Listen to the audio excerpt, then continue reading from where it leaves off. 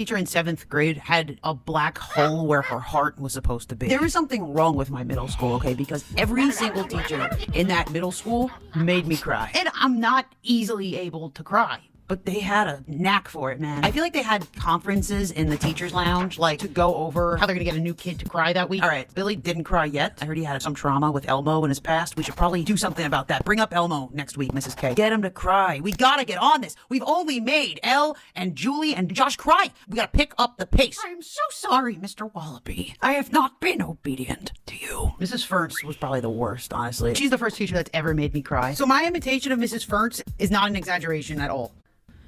She literally sounded like this. She was one of those teachers that held a pointer for absolutely no reason. So I had Mrs. Ferntz for math class, and we had to take the final test for the marking period. By the way, this was in 6th grade. This was all the way back in 2001. So smartphones weren't even invented yet. Just want to make sure you know that. That's part of the story. You're just going to need to know that I'm a dinosaur. Anyway.